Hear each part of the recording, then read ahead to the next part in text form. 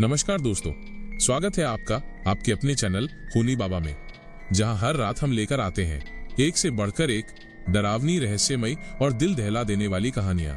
आज की कहानी है साइलेंट जोकर। एक ऐसा जोकर जो कभी बोलता नहीं था, सिर्फ मुस्कुराता था, लेकिन रात 3 बजे वो आपके कान में फुसफुसाकर आपकी सबसे गहरी डरावनी हकीकत को जिंदा कर देता है। तो दोस्तों, अपनी लाइट्स बंद कर लीजिए, दिल संभाल लीजिए और तैयार हो जाइए इस खौफनाक सफर पर निकलने के लिए। मैं पेशे से फोटोग्राफर हूँ। तस्वीरें खींचना मेरी रोजी रोटी भी है और मेरा शौक भी।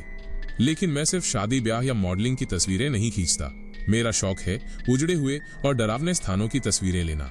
पुराने महल, सूने अस्पताल, जली हुई इमारतें या फिर बंद पड़े सर्कस। ऐसी जगह है जहां इंसानों के कदम सालों से न पड़े हों, जहां हर कोना अंधेरे और रहस्य से भरा हो।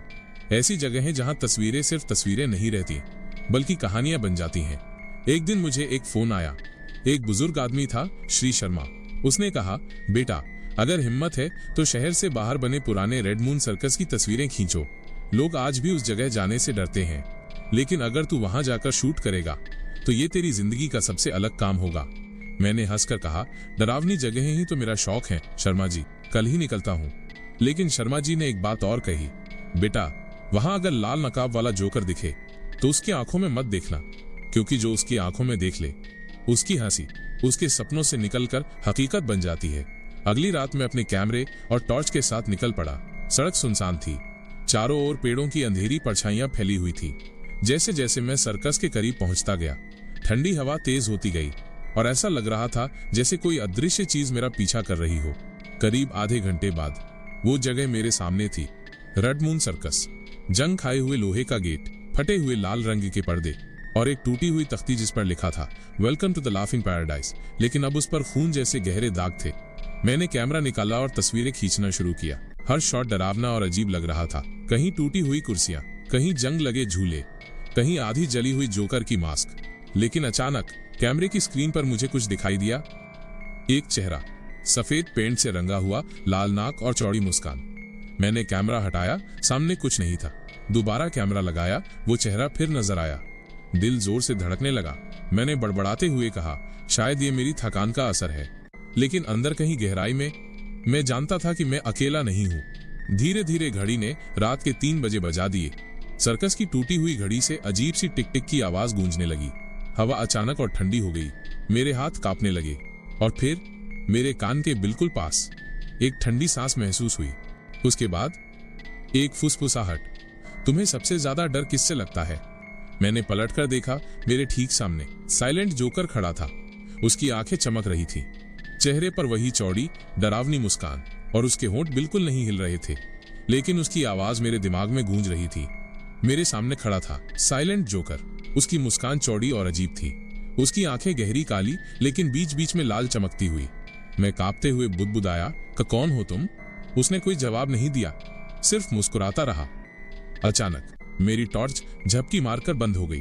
चारों तरफ अंधेरा फैल गया और तभी वो फुसफुसाहट फिर आई, तुम्हें सबसे ज्यादा डर किससे लगता है? मेरी सांसें तेज हो गईं, गला सूख रहा था। मैंने धीरे धीरे कहा, मां, मुझे अंधेरे में कैद होने से डर लगता है, किसी बंद जगह में जहां से निकलने का कोई रास्ता ना हो। बस इतना कहना था कि अचानक मेरे पैरों के नीचे जमीन कांपने लगी। सर्कस की टूटी हुई सीटें और पर्दे गायब हो गए। मैं खुद को एक लोहे के पिंजरे में खड़ा पाया।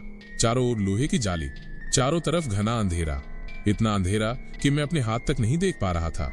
और बाहर पिंजरे के ठीक सामने वो जोकर खड़ा था। उसकी हंसी गूंज रही थी, लेकिन उसके होंठ अब भी हिल नहीं रहे थे। मैंने पिंजरे को जोर से पकड़कर हिलाया। लोहे की छड़ें ठंडी और नुकीली थीं।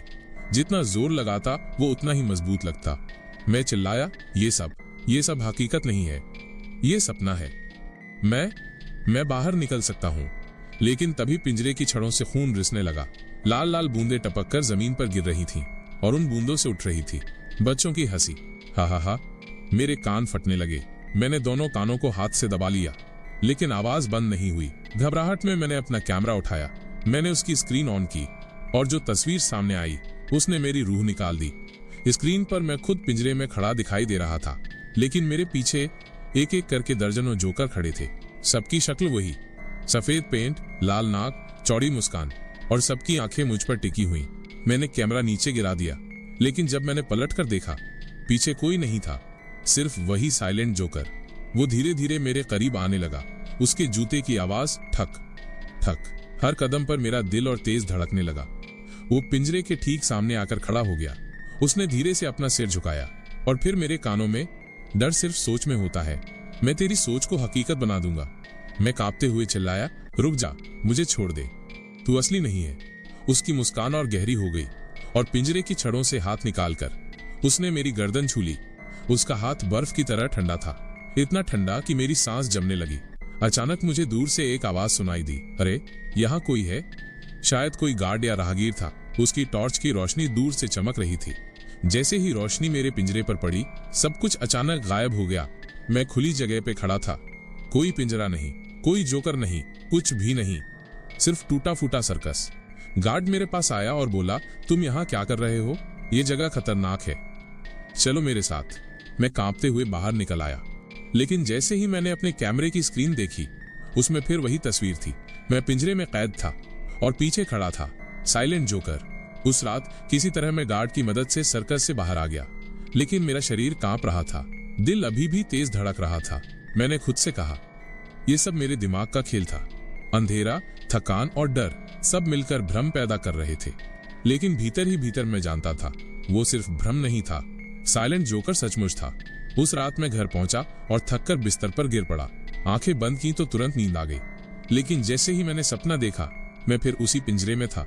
चारों तरफ अंधेरा और वही हंसी, हा हा हा। इस बार पिंजरे के बाहर सिर्फ एक नहीं, बल्कि 3 साइलेंट जोकर खड़े थे। तीनों के चेहरे एक जैसे, तीनों की मुस्कान एक जैसी। उनकी आंखें चमक रही थीं और अचानक उनमें से एक आगे आया। उसने पिंजरे की छड़ें पकड़कर धीरे से कहा, अब तेरा डर सिर्फ सपने तक सीमित नहीं रहेगा, कल से तेरी जिंदगी में भी मैं रहूंगा।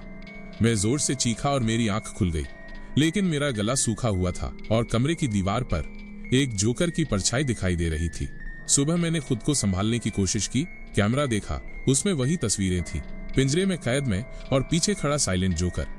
मैंने सोचा सब डिलीट कर दूं, लेकिन जैसे ही फोटो डिलीट करने की कोशिश की, स्क्रीन पर एक संदेश चमका, तस्वीरें डिलीट नहीं होंगी, क्योंकि डर डिलीट नहीं होता। मैंने कैमरा जमीन पर फेंक दिया, लेकिन टूटने की आवाज नहीं आई।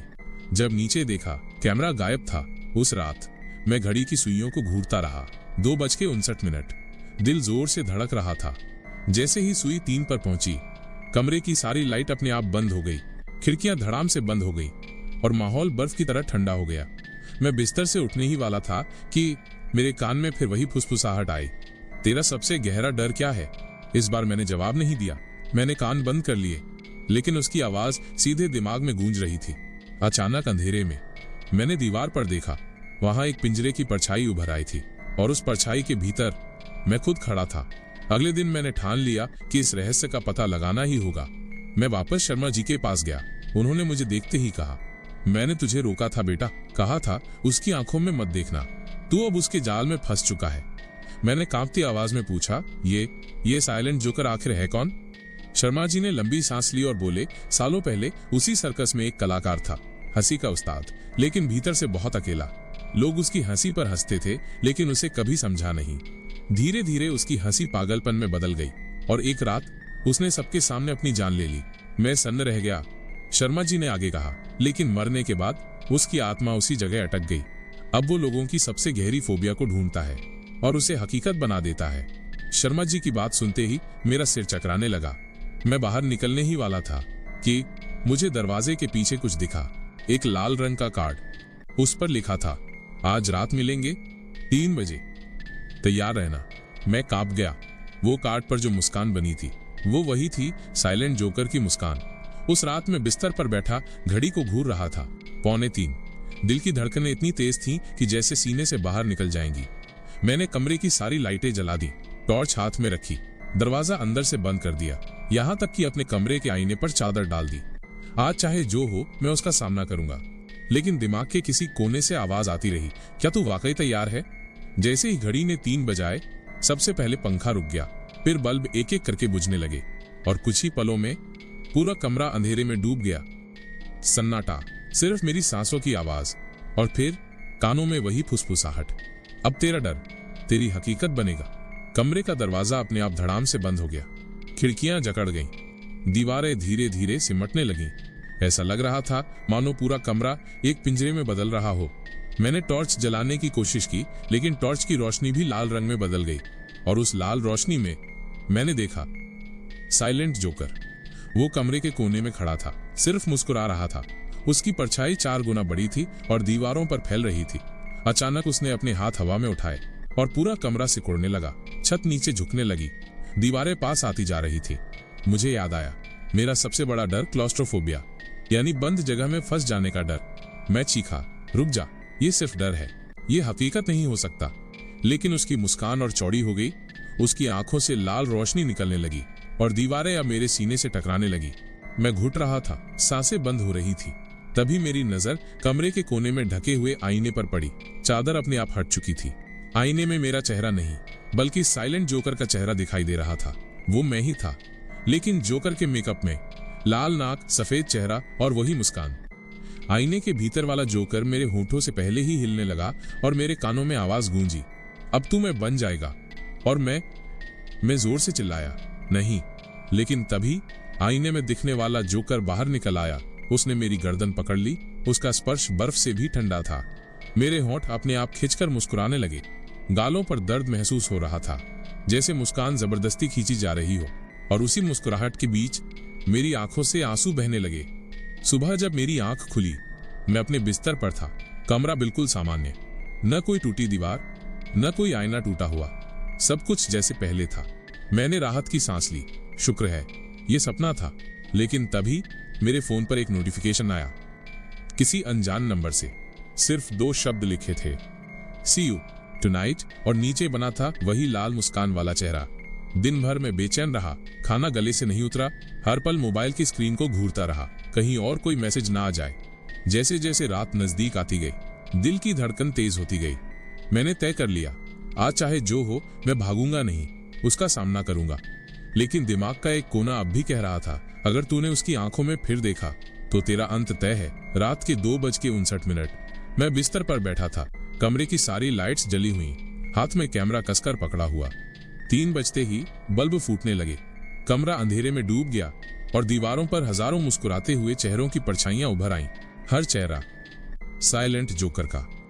कानों में फिर वही फुसफुसाहट, आज रात तेरा डर तुझसे छिन जाएगा, क्योंकि तू अब डर नहीं, डराने वाला बनेगा। धीरे धीरे कमरे के बीचों बीच धुंध इकट्ठा हुई और धुंध से निकला साइलेंट जोकर। वो मुझे घूर रहा था। उसकी मुस्कान पहले से चौड़ी थी, उसकी आंखें अब पूरी तरह लाल चमक रही थी। वो मेरे पास आया और बोला नहीं, लेकिन उसकी आवाज मेरे दिमाग में गूंजने लगी, तेरा शरीर चाहिए मुझे, तेरा चेहरा चाहिए मुझे, तू अब मेरा चेहरा बनेगा और मैं तेरे डर को दुनिया में फैलाऊंगा। उसने अपनी ठंडी उंगलियां मेरे माथे पर रखी। अचानक पूरा कमरा घूमने लगा। मुझे लगा मैं बेहोश हो रहा हूँ। आईने में देखा, मेरे चेहरे पर धीरे धीरे जोकर का मेकअप बनने लगा। लाल नाक, सफेद चेहरा, वही मुस्कान। मैंने पूरी ताकत से खुद को झकझोरा और चिल्लाया, तू मेरी जिंदगी पर कब्जा नहीं कर सकता, ये शरीर मेरा है। मैंने कैमरा उठाकर उसकी ओर तान दिया। जैसे ही कैमरे का फ्लैश चमका, वो चीख उठा।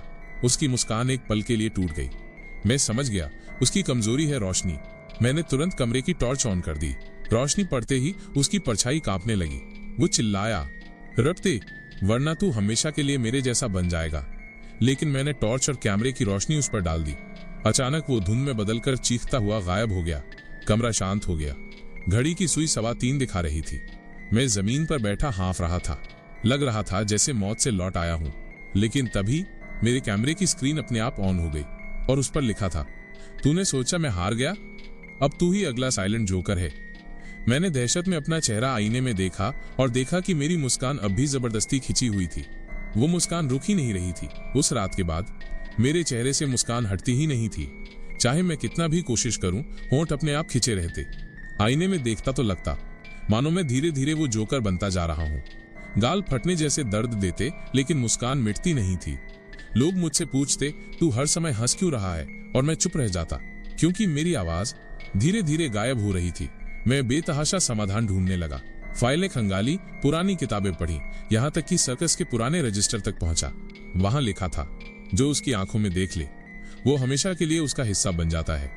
उससे बचने का एक ही तरीका है, अपने डर को स्वीकार करो, लेकिन उसे अपनी कमजोरी मत बनने दो। मेरे हाथ कांप रहे थे। मतलब मुझे अपने सबसे बड़े डर, कैद होने और अंधेरे में घुट जाने से सामना करना होगा। उस रात मैं खुद सर्कस वापस गया, वही टूटा फूटा रेड मून सर्कस। मैंने खुद को एक पुराने लोहे के पिंजरे में बंद कर लिया। घड़ी ने 3 बजाए और वो आ गया, साइलेंट जोकर। वो पिंजरे के बाहर खड़ा मुस्कुरा रहा था, लेकिन इस बार मैंने उसकी आंखों में सीधा देखा। दिल जोर से धड़क रहा था, घुटन बढ़ रही थी, लेकिन मैंने खुद से कहा, डर मेरी कमजोरी नहीं, मेरी ताकत है। अचानक दीवारें हिलने लगीं, हवा ठंडी बर्फ जैसी हो गई। उसकी आंखों की लाल रोशनी और तेज हो गई। उसकी फुसफुसाहट मेरे कानों में गूंजी, तू मुझे हरा नहीं सकता, अब तू ही मैं है। मैंने पूरी ताकत से चिल्लाया, नहीं, मैं तुझसे नहीं डरता। जैसे ही मैंने ये कहा, पिंजरे की दीवारें टूटकर गिर गईं और जोकर पीछे धकेला गया। उसकी हंसी अचानक चीख में बदल गई। वो धुएं की तरह गायब होने लगा और एक आखिरी बार बोला, हर 3 बजे याद रखना, मैं लौटूंगा। सुबह मैं अपने बिस्तर पर जागा। चेहरे की मुस्कान गायब थी, गालों का दर्द खत्म हो चुका था। आईने में देखा, सब सामान्य था। मैंने चैन की सांस ली, शायद ये खत्म हो गया। लेकिन तभी कैमरे की स्क्रीन अपने आप ऑन हो गई और उसमें मेरी ताजा तस्वीर थी। मैं पिंजरे में खड़ा मुस्कुरा रहा था। स्क्रीन पर आखिरी संदेश चमका, अब तू अगला है और अगली बार तेरा डर नहीं बचेगा। तो दोस्तों, ये थी आज की डरावनी और रहस्यमयी कहानी साइलेंट जोकर की। क्या सच में मैंने उस जोकर से छुटकारा पा लिया, या फिर वो अब भी मेरे आसपास छुपा हुआ है? इस सवाल का जवाब शायद कभी न मिले, लेकिन याद रखिए, अगर आज रात 3 बजे आपके कानों में कोई ठंडी फुसफुसाहट गूंजे तो पीछे मत मुड़ना, क्योंकि हो सकता है वो साइलेंट जोकर आपके कमरे में पहले से खड़ा हो। अगर आपको ये कहानी पसंद आई हो तो इसे लाइक जरूर कीजिएगा, अपने दोस्तों के साथ शेयर कीजिएगा और हमारे चैनल खूनी बाबा को सब्सक्राइब करना बिल्कुल मत भूलिएगा, क्योंकि हर रात हम आपके लिए लेकर आते हैं एक से बढ़कर एक डरावनी और रहस्यमयी कहानियां। तो मिलते हैं अगली कहानी में, तब तक सावधान रहिए, क्योंकि डर हर जगह है।